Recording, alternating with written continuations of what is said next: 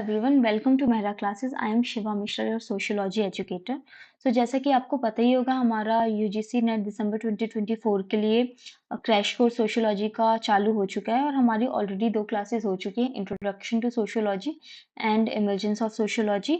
आज से हमारी फाउंडिंग फादर्स की सीरीज चालू हो रही है जिसमें हम 5 फाउंडिंग फादर्स के बारे में पढ़ेंगे। ऑगस्ट कोम्ट होंगे, उसमें हर्बर्ट स्पेंसर होंगे। जैसे जैसे आगे बढ़ेंगे मैं बताऊंगी उसके उनके बारे में। तो अब चालू करते हैं। सबसे पहले जो हमारे पहले फाउंडिंग फादर हैं वो है ऑगस्ट कोम्ट, जिनको हम फादर ऑफ सोशियोलॉजी भी बोलते हैं। इनको पढ़ने से पहले इस पेज पे थोड़ा सा इस पेज को देखिए। इस पेज में आपको पूरे जो सोशियोलॉजिस्ट हैं, थिंकर्स हैं, वो अच्छे से अरेंज्ड हैं टाइमलाइन के हिसाब से। कौन से सोशियोलॉजिस्ट पहले आए, उनके बाद कौन आए, और ये कंट्री वाइज भी अरेंज्ड है। कौन सी कंट्री के जो सोशियोलॉजिस्ट है कौन सी कंट्री के हैं, जैसे कि फ्रांस के Montesquieu, Saint Simon, Comte, Auguste कोम्ट।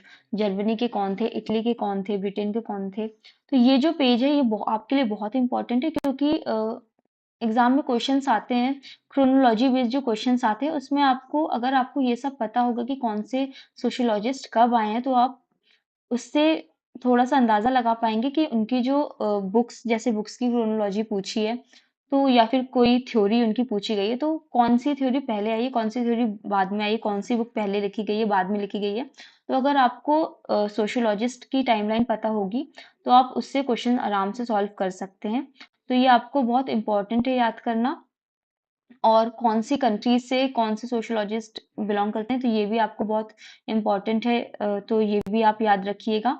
तो थोड़ा सा इसको देखते हैं। जैसे कि फ्रांस से मोंटेस्क्यू, सेंट साइमन, कोम्ट। मोंटेस्क्यू का हमने अभी इमर्जेंस ऑफ सोशियोलॉजी में स्पिरिट ऑफ लॉ देखा था। उन्होंने स्पिरिट ऑफ लॉ बुक लिखी है जिनमें उन्होंने बताया कि जो पावर्स हैं वो एक इंसान के पास नहीं होनी चाहिए, वो अलग अलग सेपरेशन होना चाहिए पावर्स में। उसके बाद सेंट साइमन आते हैं, ऑगस्ट कोम आते हैं जिनको हम अभी पढ़ेंगे, फादर ऑफ सोशियोलॉजी। टॉकविल आते हैं। डर्खाइम में जो हमारे क्लासिकल थिंकर हैं जिनके बारे में हम पढ़ेंगे, 26 थिंकर में जो 3 क्लासिकल थिंकर है वो उनमें से एक डर्खाइम है। और वीबर, मैक्स वीबर है, और कार्ल मार्क्स हैं, इनके बारे में पढ़ेंगे। फिर ऑल्थुजर आते हैं, बॉड्रिलार्ड आते हैं। फिर जर्मनी से इमैनुअल कांट, हीगल, यूरबेक, Marx, Weber, Horkheimer, Habermas, Dilthey, Schutz, Frankfurt. ये डिल्थी वगैरह जो है हमारे, हीगल वगैरह, ये सब हम हर्मेनेटिक्स वगैरह में भी पढ़ेंगे आगे चल चल के। उसके बाद हेबरमास तो हमारे 26 थिंकर में ही आते हैं, पोस्ट मॉडर्निस्ट थिंकर जो हैं। फिर आता है हमारा फ्रैंकफर्ट स्कूल।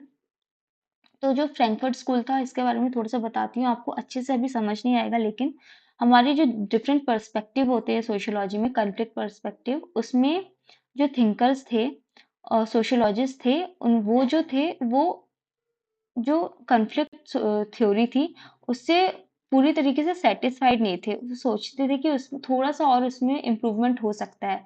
तो इसके लिए फ्रैंकफर्ट स्कूल आया था जिसके बहुत सारे सोशियोलॉजिस्ट थे। हॉर्खाइमर उसमें थे, हेबरमास थे, अडोर्नो, सब इसमें थे। उसके बाद आते हैं इटली। इटली के कौन थे? विल्फ्रेडो परेटो, जो फाउंडिंग फादर है, इनके बारे में हम एलाइड थ्योरी इनकी पढ़ेंगे। फिर आते हैं मॉस्का। फिर ब्रिटेन से हमारे आते हैं एडम स्मिथ, रिकार्डो, हर्बर्ट स्पेंसर, ये हमारे फाउंडिंग फादर हैं, इनको भी हम पढ़ेंगे। उसके बाद आते हैं Anthony Giddens, post modernist thinker, ये भी 26 थिंकर में आते हैं। फिर यूएसए के कौन कौन है? मीड, जॉर्ज हर्बर्ट मीड, ये हमारे सिंबॉलिक इंटरेक्शनिज्म के फाउंडर। फिर पीटर सॉरिकन आते हैं, मर्टन आते हैं, ये भी 26 थिंकर में। गार्फिंकल आते हैं। शिकागो स्कूल आता है। शिकागो स्कूल में हम रॉबर्ट इजरा पार्क को पढ़ते हैं, बर्गेस को पढ़ते हैं। उसके बाद टेलगेट पार्सन्स आते हैं, ये भी हमारे 26 थिंकर में। डैरेन डॉफ के बारे में, बर्जर के बारे में। तो यूएसए से ये हैं। फिर हमारा एक इम्पोर्टेंट है इंडिया। इंडिया के सोशियोलॉजिस्ट के बारे में हम पढ़ते हैं, अलग से पढ़ते हैं। तो फिर इसमें सबसे पहले आते हैं घुरे आते हैं, father of Indian sociology. Louis Dumont, Beteille, Andre बेटे, इन सबको हम स्ट्रेटिफिकेशन की थ्योरी में पढ़ते हैं। डीपी मुखर्जी, एयर देसाई, ये भी मार्क्सिस्ट थिंकर हैं। एम एन श्रीनिवास, ये भी 26 थिंकर्स में आते हैं। इनकी भी बहुत फेमस थ्योरी है, जैसे संस्कृताइजेशन वगैरह। संस्कृताई जेशन। तो ये जो बहुत ही ये फेमस थिंकर है, इनकी तो हमें सारी थ्योरीज जो हैं अच्छे से याद होनी चाहिए। और अगर आप इसका टाइमलाइन वगैरह याद रखेंगे तो आपको अरेंज करने में थोड़ा सा इजी पड़ेगा। तो अब शुरू करते हैं हम ऑगस्ट कोम्ट। तो ऑगस्ट कोम्ट जो है उनको हम फादर ऑफ सोशियोलॉजी भी बोलते हैं। Father of sociology. पेन थोड़ा सा हुआ, इसको सुधार लेते हैं। फादर ऑफ सोशियोलॉजी भी बोलते हैं। तो जो ऑगस्ट कोम्ट थे उनके पहले आए थे सेंट साइमन। ऑगस्ट कोम्ट जो थे वो सेंट साइमन के स्टूडेंट थे। तो ऑगस्ट कोम्ट जो थे सेंट साइमन की थ्योरी से, उनके आइडिया से बहुत ज़्यादा अट्रैक्ट हुए थे और उस हिसाब से उन्होंने अपना थ्योरीज, उनकी थिंकिंग उनकी इन्वॉल्व हुई और उन्होंने अपनी थ्योरीज दी। तो सेंट साइमन जो थे फ्रेंच एरिस्टोक्रेट थे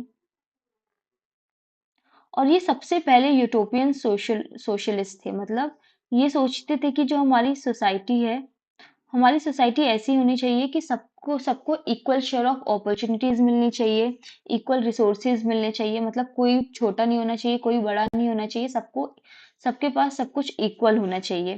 तो ये यूटोपियन सोशलिस्ट थे। उसके बाद हमारे इनके बारे में, सेंट साइमन के बारे में हमें ज़्यादा नहीं पढ़ना है।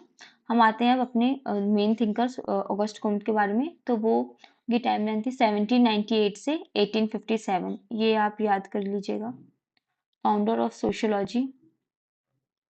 इन्होंने सोशियोलॉजी टर्म कॉइन की थी 1838 39 में। इन्होंने पहले सोशियोलॉजी को, जैसा कि बताया था, नाम सोशल फिजिक्स दिया था। Social physics. लेकिन फिलोसोफर थे एक एडोल्फ क्विटलेट। उन्होंने सोशल फिजिक्स को स्टैटिस्टिक्स में यूज कर लिया था ये वर्ड, इसीलिए उन्होंने फिर सोशल फिजिक्स ना रख के सोशियोलॉजी का नाम सोशियोलॉजी रखा, इस डिसिप्लिन का नाम सोशियोलॉजी रखा। एक ये फ्रेंच सोशियोलॉजिस्ट थे। He became a close friend and disciple of Saint Simon, जिनकी वजह से उनका इकोनॉमिक्स में भी इंटरेस्ट आया। तो अगस्त कॉम के हिसाब से जो फ्रेंच रेवोल्यूशन था वो ह्यूमन हिस्ट्री में एक टर्निंग पॉइंट था। उसके बाद जो हमारी जो सोसाइटी थी वो बहुत चेंज हो गई, बहुत डेवलप हो गई थी। जो हमारी एंशंट रजीम थी, जो स्टेट रूल था फ्रांस में, उससे डेमोक्रेसी आ गई थी। तो एक ये टर्निंग पॉइंट के जैसा था फ्रेंच रेवोल्यूशन सोसाइटी के लिए। इसके बाद हम थोड़ी सी चीज़ें इनकी डिटेल में पढ़ लेते हैं। इन अ जॉइंट पब्लिकेशन उन्होंने, सेंट साइमन और कोम्टे ने, अगस्त कोम्ट ने साथ में मिलके लॉ ऑफ थ्री स्टेजेस के बारे में लिखा था। लॉ ऑफ थ्री स्टेजेस को हम अभी डिटेल में पढ़ेंगे। ये आपको याद रखना है कि अगस्त कोम्ट और सेंट साइमन ने मिलके लॉ ऑफ थ्री स्टेजेस लिखी थी। उसके बाद ये मैंने बता दिया कि सोशल फिजिक्स बोलते थे, एडल्फ कुटलेट की वजह से उन्होंने इसको क्या नाम है, सोशियोलॉजी टर्म यूज किया है। इसके बाद ऑगस्ट कॉम्ट जो थे वो पॉजिटिविज्म जो थ्योरी थी उससे बहुत ज्यादा इन्फ्लुएंस्ड थे। तो हम उसको समझते हैं पॉजिटिविज्म क्या है। इसको थोड़ा सा अच्छे से पढ़ लेते हैं। पॉजिटिविज्म। पॉजिटिविज्म जो थ्योरी थी वो नेचुरल साइंस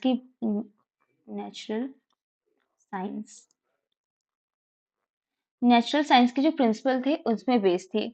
जो पॉजिटिव थिंकर थे उनका मानना था कि जो हम सोसाइटी है उसको हम नेचुरल साइंस के जो मेथड्स हैं उनसे भी हम उससे भी हम रिसर्च कर सकते हैं, उससे भी उसके हिसाब से हम स्टडी कर सकते हैं। जैसे कि न्यूटन की जो ग्रेविटी की थ्योरी थी, वैसे ही हम साइंस में अप्लाई अप्लाई हुई थी, वैसे ही हम जो सोसाइटी है उसको भी नेचुरल साइंस के मेथड से हम अच्छे से उसमें स्टडी कर सकते हैं। तो नेचुरल साइंस के मेथड क्या होते हैं? सिस्टमेटिक होते हैं, सिस्टमेटिक स्टडी होती है, मैटिक स्टडी होती है। उसके बाद फैक्ट बेस्ड होती है। फैक्ट बेस्ड मतलब एम्पिरिकल, हम ऑब्जर्व करते हैं, रैशनल होती है। तो जो ऑगस्ट कोम्ट थे वो भी ये जो पॉजिटिविज्म थी थ्योरी से, इससे बहुत ज़्यादा इन्फ्लुएंस हुए थे। उनको भी लगता था कि हमें जो सोसाइटी है उसको हमको नेचुरल साइंस के मेथड से ही हमको समझना है, उससे ही हमको आगे रिसर्च करना है। तो ये था। तो और पॉजिटिविज्म के जो अपोजिट जो एक थ्योरी थी वो थी हर्मेन्यूटिक्स की।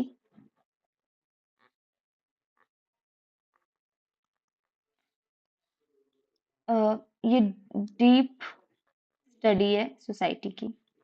इसके बारे में हम यूनिट 2 में भी अच्छे से पढ़ेंगे। तो अभी इतना ही। उसके बाद इसको हम और समझ लेते हैं। That object of social physics, the positive science of society, later named as sociology, is to discover the natural and immutable law of progress. जो हमारी जो सोशियोलॉजी है उसका जो ऑब्जेक्टिव जो एम होना चाहिए, जो हमारी सोसाइटी के जो नेचर के जो लॉज है जो हमारी प्रोग्रेस में जो हेल्प करते हैं, उनको डिस्कवर करना जो है हमारी सोशियोलॉजी का एम होना चाहिए। ये किसने बोला था? ये बोला था ऑगस्ट कोम्ट ने। आपको ये चीज याद रखनी पड़ेगी। उसके बाद according to abstract theoretical science, उन्होंने ये नाम दिया था। उन्होंने बोला था this science would be both explain the past development of mankind as well as predict its future course. जो हम सोशियोलॉजी, जो एक साइंस सोशियोलॉजी जो डिसिप्लिन है, ये हमारे पास्ट में क्या हुआ था, कैसे हुआ था और फ्यूचर में क्या चीज हो सकती है, ये प्रिडिक्ट करने में भी हेल्प करनी चाहिए। इसका ये एम होना चाहिए। हमको जो सोसाइटी है उसको एक साइंटिफिक तरीके से पढ़ना चाहिए। तो ये इनकी पॉजिटिविज्म की थ्योरी है। इसको आपको याद रखना है और आपको पॉजिटिविस्ट थिंकर कौन कौन से हैं वो भी आपको। सबसे पहले सेंट साइमन थे, जिनके ये स्टूडेंट थे। फिर आते हैं ऑगस्ट कोम्ट, एमाइल डर्कहाइम जो हमारे क्लासिकल थिंकर हैं। तो ऐसे ही ये आपको तीन नाम ऐसे आगे और भी है, मैं बताऊंगी। तो ये आपको याद रखना है कि कौन कहाँ किससे इन्फ्लुएंस थे, किसके बेसिस पे उन्होंने कौन सी थ्योरी दी थी। उसके बाद आते हैं कोम्टे के। हम लोग मेथड जानते हैं। तो उन्होंने जो मेथड दिया था, उन एक तो पॉजिटिविस्ट था, पॉजिटिविज्म,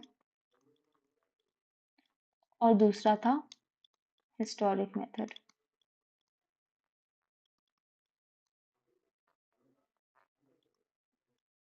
तो पॉजिटिविज्म मैंने आपको बता दिया कि नेचुरल साइंस से बहुत ज़्यादा इन्फ्लुएंस थे। उसके बाद जो उनका हिस्टोरिक मेथड है, उसके हिसाब से हमारी जो सोसाइटी है, जैसे कि मैंने बताया था यहाँ पे नेचुरल साइंस का था। उसके बाद जो इनका हिस्टोरिक मेथड था, उन्होंने इसमें बोला था कि जो हिस्टोरिक मेथड है वो हमारी जो सोसाइटी है उसको कंपेयर करता है। ये जो बाकी का जो हिस्ट्री जो एक डिसिप्लिन है उससे अलग है। इसमें जो हमारी जो सोसाइटीज हैं, इसमें जो सोसाइटीज ने जो प्रोग्रेस किया है, जैसे कि एंशियंट टाइम से अभी जो मॉडर्न टाइम है,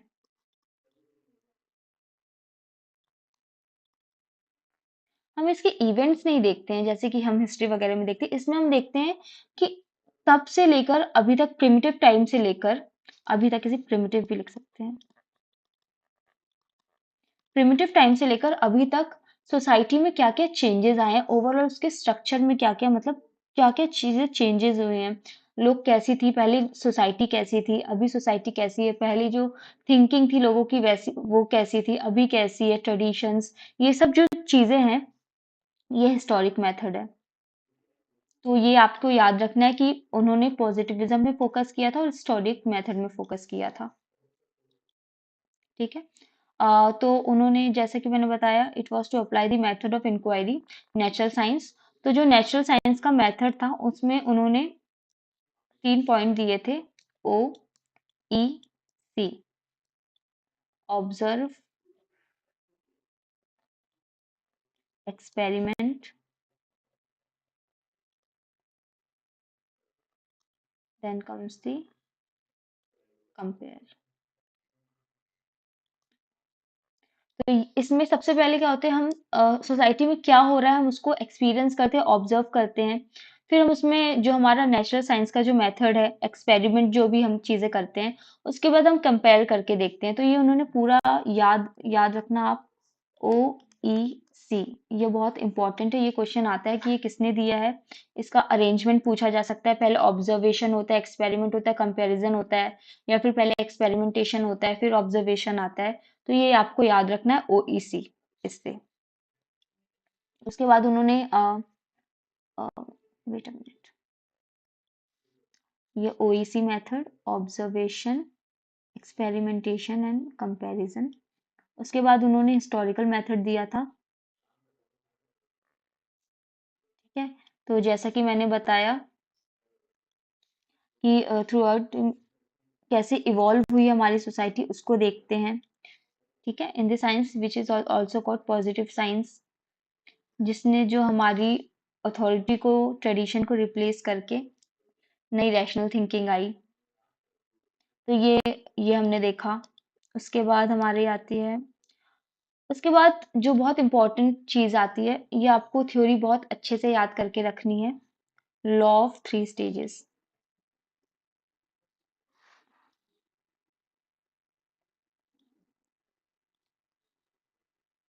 law of 3 stages. August Comte's के हिसाब से कोई भी सोसाइटी जो है, बहुत स्टार्टिंग से लेकर जो अभी तक बहुत ज्यादा उसमें चेंजेस आए हैं, बहुत ज्यादा वो जो होते हैं चेंजेस जो होते हैं वो प्रोग्रेस होता है। पहले जैसे कि हम कंपेयर करें, जैसे फॉर इंस्टेंस कोई भी ह्यूमन बीइंग है, वो चाइल्डहुड उनका रहता है। सबसे पहले क्या रहता है, चाइल्डहुड रहता है, फिर एडोलेसेंस आता है, उसके बाद एडल्टहुड आता है। एडल्टहुड आता है, ठीक है। तो इसमें जो भी चीजें रहती है, इतना हम रैशनली नहीं सोचते हैं, जो भी चीजें हम एक्सेप्ट कर लेते हैं। फिर एडोलेसेंस आता है, उसमें हम थोड़ी सी क्वेश्चन करने लगते हैं हर एक चीज को। फिर एडल्टहुड आता है, इसमें थोड़ा सा हम फिलोसॉफिकल हो जाते हैं। तो ऐसे ही जो हमारी सोसाइटी है, उसमें भी हमारी सोसाइटी का भी एक प्रोग्रेस होता है। हमारी सोसाइटी भी तीन, जो हर एक सोसाइटी है वो 3 स्टेजेस से गुजरती है। सोसाइटी 3 स्टेजेस से गुजरती है। उनके जो 3 स्टेजेस थे वो थे, जैसे कि ये मैंने देखा था, theological, theological, then comes the metaphysical,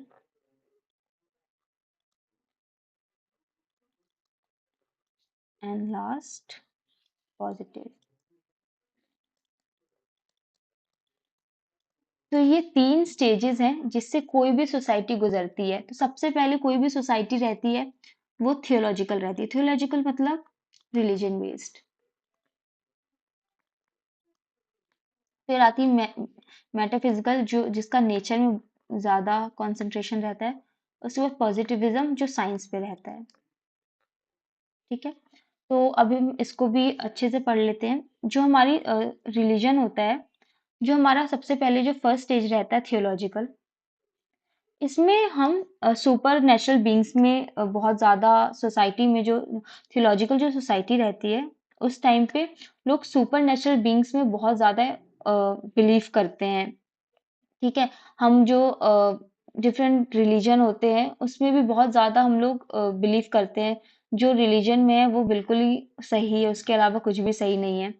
तो रिलीजन भी 3 पार्ट में डिवाइडेड थे। एथिज्म,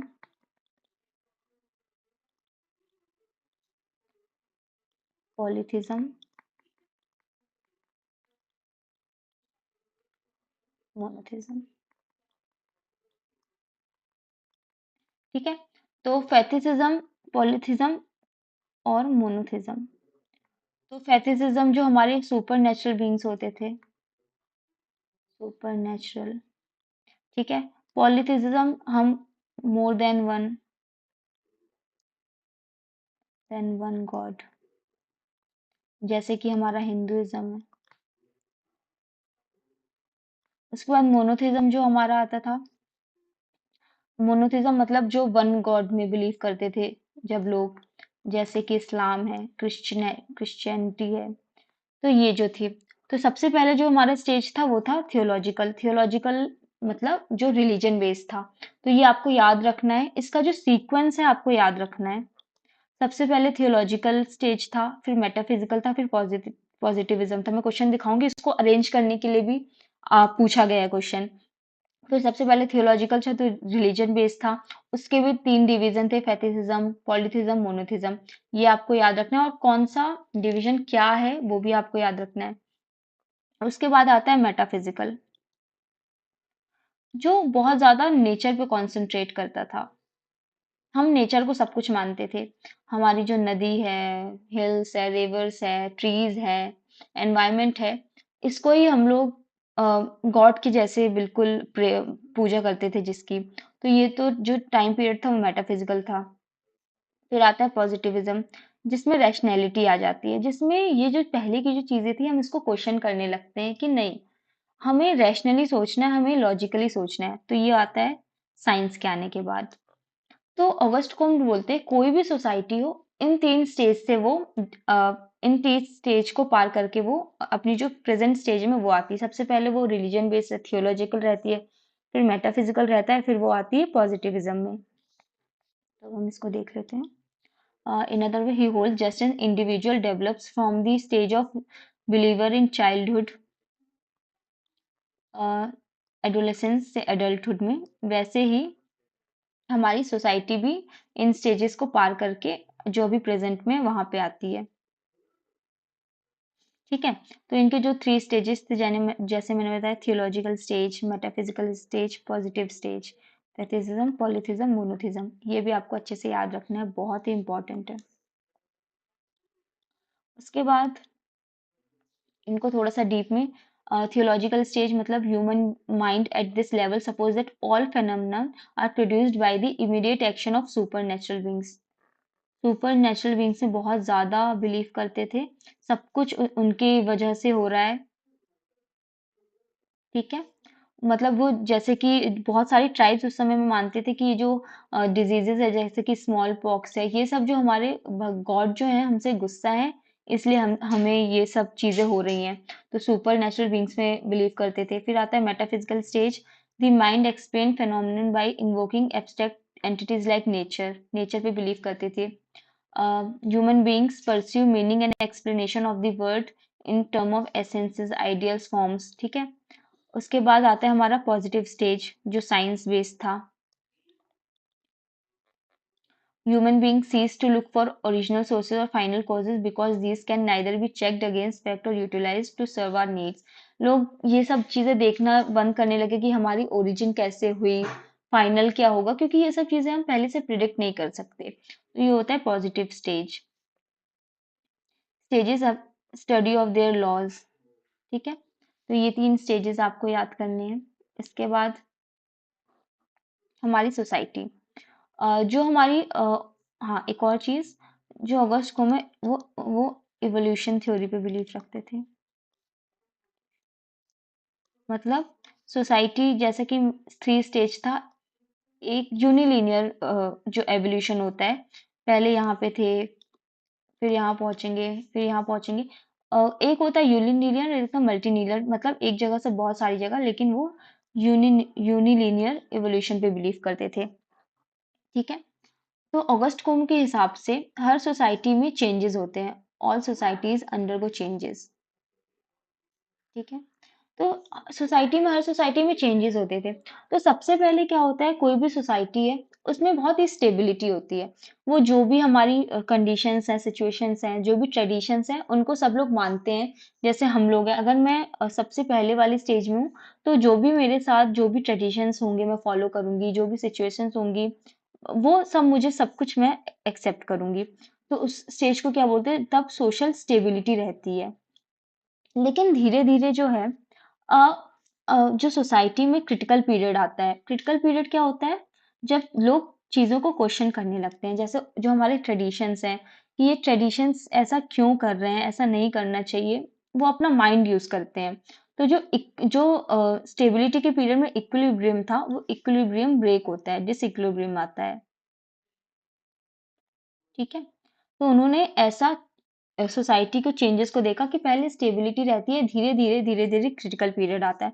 तो उन्होंने ये जो चेंज था, इसको फ्रेंच सोसाइटी से कंपेयर किया था। जैसे जो हमारी फ्रेंच सोसाइटी थी, पहले उसमें पहले वो स्टेबिलिटी के मोड में थी कि जैसे जो भी स्टेट रूल था उसको लोग एक्सेप्ट करते थे, उनको कोई भी प्रॉब्लम नहीं थी। लेकिन धीरे धीरे उन्होंने उनकी रैशनल थिंकिंग डेवलप हुई, उन्होंने सोचना चालू किया कि नहीं, ये सही नहीं हो रहा है, हमारे साथ गलत हो रहा है, हमको हमारे राइट्स चाहिए, हमको डेमोक्रेसी चाहिए। तो उन्होंने फ्रेंच सोसाइटी से कंपेयर किया। ठीक है। Store in relation to political dominance was dominated by priest, पहले प्रीस्ट थे। तो ऐसे ही पॉजिटिव स्टेज आता है जिस जो इंडस्ट्रियल सोसाइटी का इंडस्ट्रियल एडमिनिस्ट्रेटर और साइंटिफिक मोरल जो थे उसका उदय था। ठीक है। उसके बाद हायरार्की ऑफ साइंसेस, ये बहुत ज़्यादा इंपॉर्टेंट क्वेश्चन है, ये क्वेश्चन आया है। ये जो थ्योरी है हायरार्की ऑफ साइंसेस, इसको मैं अच्छे से पहले समझा देती हूँ, फिर हम नोट्स में आएंगे।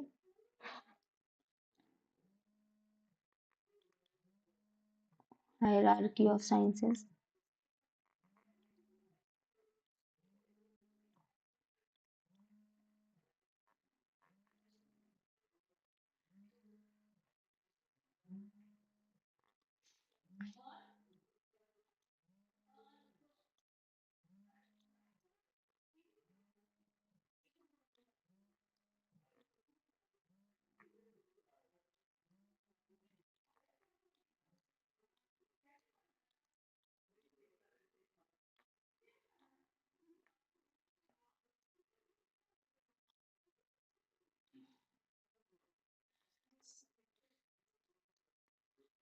केमिस्ट्री आता है, फिर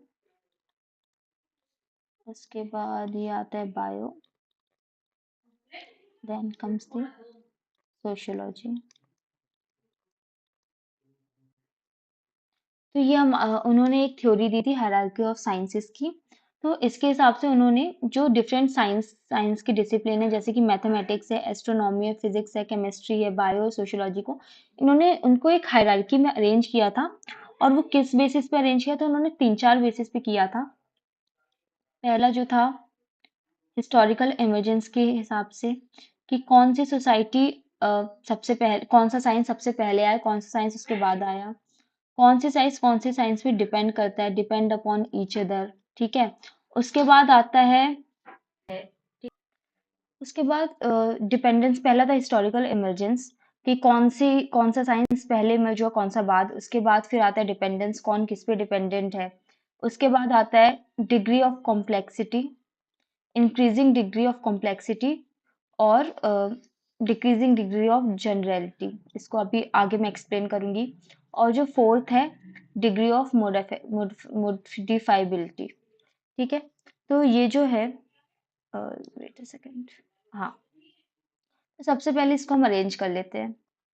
मैथ्स, एस्ट्रोनॉमी,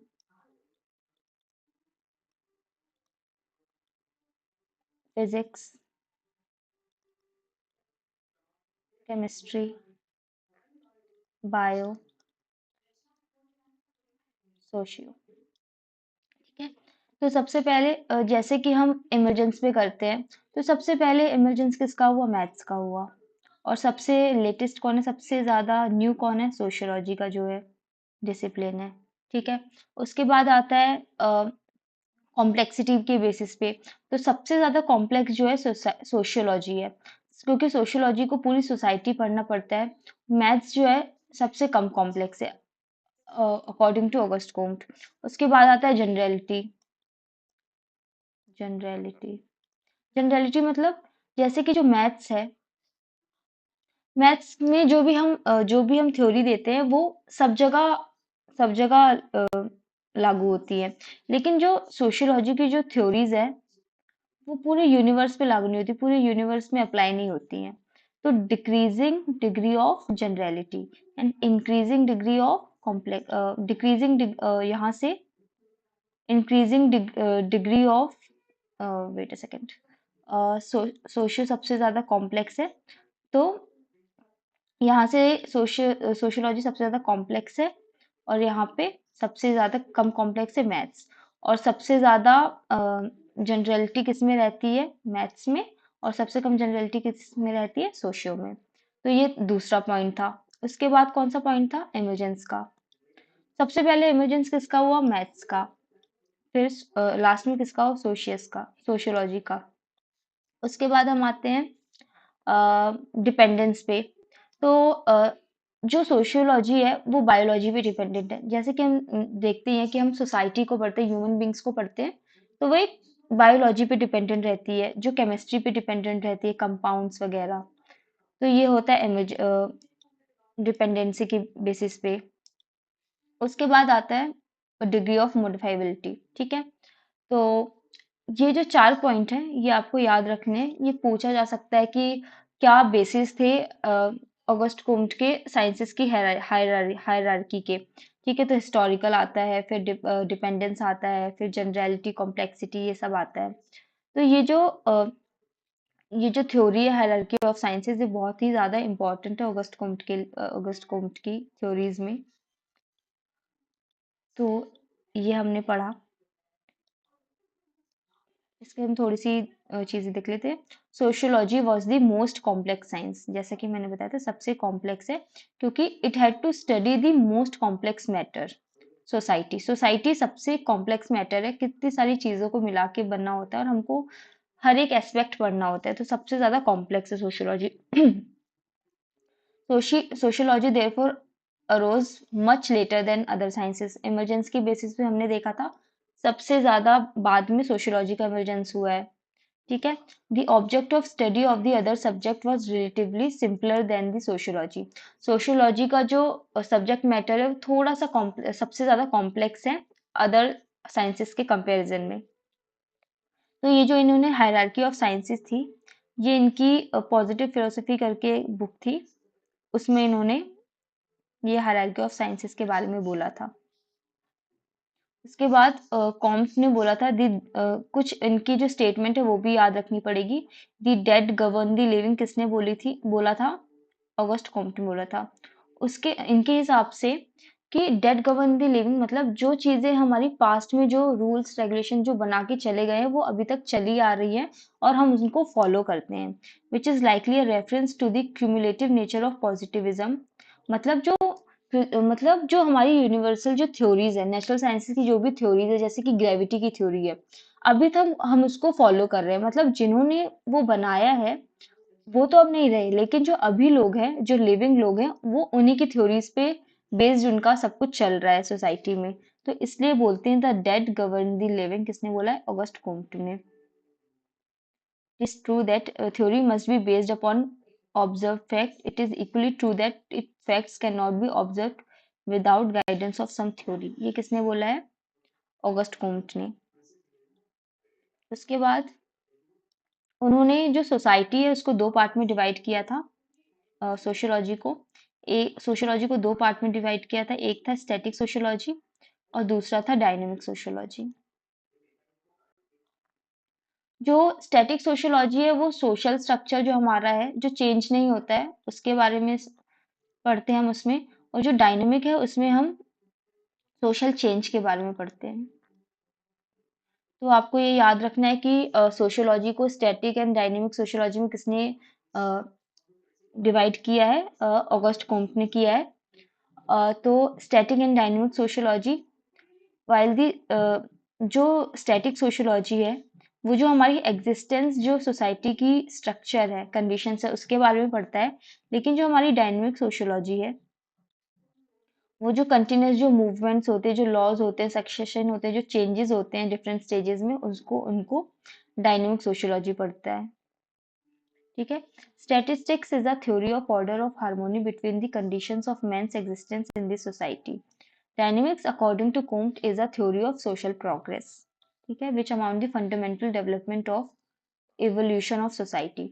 और उन्होंने सोशल स्टैटिस्टिक्स में और डायनेमिक्स में जो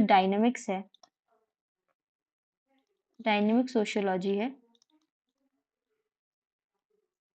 उसको ज्यादा इंपॉर्टेंस दी थी, क्योंकि जो हमारा जो प्रोग्रेस होता है वो हमारे सोशल चेंज की वजह से ही होता है। सोसाइटीज़ में, हर सोसाइटी में अलग-अलग पीरियड में जो चेंजेज़ आते रहते हैं, उसकी वजह से जो सोशल प्रोग्रेस होता है, इसीलिए उन्होंने जो डायनामिक सोशियोलॉजी है, उसको ज़्यादा इम्पोर्टेंस दी थी। तो ये भी चीज़ें आपको याद रखनी कि उन्होंने किसको इम्पोर्टेंस दी थी, उन्होंने क्या सोशियोलॉजी को किन 2 पार्ट्स में डिवाइड किया था, ये आपको याद रखना है, स्टैटिक एंड डायनामिक। और ये स्टैटिक एंड डायनामिक सोशियोलॉजी है। हमारे जो एक फाउंडिंग फादर है हर्बर्ट स्पेंसर, उन्होंने एक बुक लिखी थी social statistics, social statics statics. तो इसको कंफ्यूज नहीं होना है, क्योंकि उन्होंने सोशियोलॉजी को स्टैटिक सोशियोलॉजी भी डिवाइड किया था। तो हमको कंफ्यूज नहीं होना है कि सोशल स्टैटिक्स ऑगस्ट कॉम्ट की बुक होगी, ये हर्बर्ट स्पेंसर की बुक है। ठीक है, इसके बाद हमारा नेक्स्ट, बस तो ये जो पूरी थ्योरीज थी, इसके बाद अभी हम देख लेते हैं हमने क्या क्या पढ़ा है। हमने उन मेथोडोलॉजी में सबसे पहले पॉजिटिविज्म पढ़ा, हिस्टोरिकल मेथड पढ़ा, लॉ ऑफ थ्री स्टेजेस पढ़ा,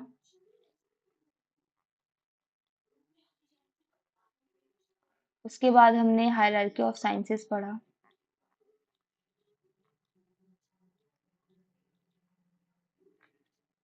उसके बाद हमने division of sociology into statics and dynamics पढ़ा।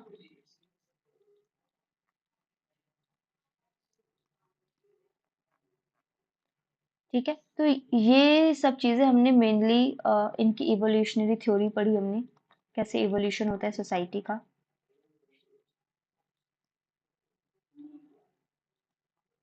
इवोल्यूशनरी थ्योरी पढ़ी। तो मेनली ब्रॉडली हमने ये चीज़ें पढ़ी आज ऑगस्ट कॉम्ट के बारे में। तो ये जो थ्योरीज हैं, आपको ये सब चीज़ें अच्छे से याद करनी है। उसके बाद अब हम बुक्स देख लेते हैं, क्योंकि बुक्स भी आती है कौन सी बुक कौन से सोशियोलॉजिस्ट ने लिखी है, थिंकर ने लिखी है। तो आप कोशिश करिएगा कि आपको बुक याद आ जाए। वैसे इसकी क्रोनोलॉजी भी आती है। क्रोनोलॉजी अगर आपसे याद होती है तो ठीक है, क्योंकि वो कोई से भी सोशियोलॉजिस्ट की क्रोनोलॉजी पूछते हैं, बुक्स की क्रोनोलॉजी पूछते तो आप इतना याद नहीं कर सकते। पर मेनली क्लासिकल थिंकर्स है, जो इम्पोर्टेंट थिंकर्स है, सोशियोलॉजिस्ट हैं, आप उनकी याद कर लेंगे तो अच्छा होगा। तो इनकी बुक्स में सबसे पहले पॉजिटिव फिलोसफी, ये बहुत इंपॉर्टेंट है, इसको तो आप याद ही कर लिए। किसने लिखी पॉजिटिव फिलोसफी? ऑगस्ट कॉम्ट ने। फिर सिस्टम ऑफ पॉजिटिव पॉलिटी, इसकी 4 वॉल्यूम है। जो पॉजिटिव फिलोसफी है, इसकी 6 वॉल्यूम थी। ये भी आपको याद करना पड़ेगा, क्योंकि क्वेश्चंस वो लोग कभी भी कहीं से भी बना सकते हैं। तो आपको ये छोटी छोटी चीज़ों में ध्यान देना होगा। जो सिस्टम ऑफ पॉजिटिव पॉलिटी, उसकी 4 वॉल्यूम थी। उसके बाद catechism of positive religion, subjective synthesis, उसके बाद सोशल फिजिक्स। क्योंकि उन्होंने, इससे आप याद रख सकते हैं कि उन्होंने सोशियोलॉजी को पहले सोशल फिजिक्स नाम दिया था। तो उनकी book social physics, a general view of positivism. तो आप लार्जली नोटिस करेंगे कि इनकी जो थ्योरीज है, इनकी जो बुक्स है, वो सब में पॉजिटिविज्म आता है। ऐसा नहीं कि बस इनमें आता है, लेकिन आप एक चीज इस नोटिस करके, आप अगर आपको वहां पे जाके अगर आपको नहीं आता और आपको टिक करना है, तो आप इससे अंदाजा लगा सकते हैं। तो ये बुक्स हैं ऑगस्ट कॉम्ट की। अब हम थोड़े से प्रीवियस ईयर, एक दो प्रीवियस ईयर क्वेश्चन देख लेते हैं कि क्वेश्चंस कैसे आते हैं। जैसे कि पहले हमारा, August Comte has given 3 stages of thinking for the development of the society, which is the third stage. मैंने आपको लॉ ऑफ थर्ड स्टेज पढ़ाया था, तो उसमें आपसे थर्ड स्टेज पूछा जा रहा है। तो पहला क्या था? थियोलॉजी, ये जो है फर्स्ट है। दूसरा क्या था? मेटाफिजिकल। और तीसरा क्या था? पॉजिटिविस्टिक। तो हमारा आंसर क्या होगा? पॉजिटिविस्टिक। जो पॉलिथिज्म है, वो थियोलॉजी के अंदर आता है। उसके बाद जो हमारा सेकंड क्वेश्चन है, arrange the various sciences in a hierarchy of complex to simple as provided by the August Comte. तो हमको हायरार्की ऑफ साइंसेज में हमने क्या पढ़ा था? Map, CBS. तो इसको देख लेते हैं। सबसे पहले इसमें क्या आएगा? इसमें मैथमेटिक्स नहीं है। तो उसके बाद क्या आता है? एस्ट्रोनॉमी। तो ये फर्स्ट रहेगा। उसके बाद आता है, एस्ट्रोनॉमी के बाद आता है फिजिक्स, सेकंड रहेगा। Then comes chemistry, then comes biology, after that sociology. तो ये इसके नीचे ऐसे कोड्स होंगे कि A B C D E ऐसे करके आएगा। तो सबसे पहले आपका 4 आएगा, उसके बाद नहीं, सबसे पहले आपका जो थर्ड आएगा, उसके बाद आपका आएगा 1, उसके बाद आएगा आपका 4 आएगा, उसके बाद आएगा 2, उसके बाद आएगा 5। इनको वहां पे भी ये लोग ए बी सी डी में देते हैं। तो इस तरीके से आपको अरेंज करना है। तो ऐसे बहुत सारे पीवाईक्यू है। अभी इस क्लास में तो 2 ही हैं। आपको जो बैच रहेगा उसमें आपको पूरा पीडीएफ मिलेगा यूनिट वाइज पीवाईक्यू का। तो उसमें आप और भी डिटेल में देख सकते हैं। तो लार्जली ऐसे क्वेश्चन आते हैं, बहुत इतने ज़्यादा टफ नहीं आते, सिंपली क्वेश्चंस आते हैं। अगर आप चीज़ें अच्छे से याद कर लेंगे तो आपके लिए बहुत ईजी रहेगा। तो ये थे हमारी पूरा अगस्त कुंभ के बारे में। और बस इसके बाद आप हमारे जो नेक्स्ट थिंकर रहेंगे, सोशियोलॉजिस्ट रहेंगे, वो हम पढ़ेंगे हर्बर्ट स्पेंसर। हर्बर्ट स्पेंसर के बारे में पढ़ेंगे। तो मिलते हैं नेक्स्ट क्लास में। जो भी डाउट होंगे, जो भी क्वेश्चंस होंगे, प्लीज़ हमको बताइए। नेक्स्ट क्वेश्चन में वो रिजॉल्व किए जाएंगे। और आपको अगर पूरा डिटेल्ड आपको पूरा दिसंबर की प्रिपरेशन करनी है तो आप बैच जल्दी से जल्दी ज्वाइन कीजिए, क्योंकि क्लासेस पूरी चालू हो चुकी है। Thank you so much.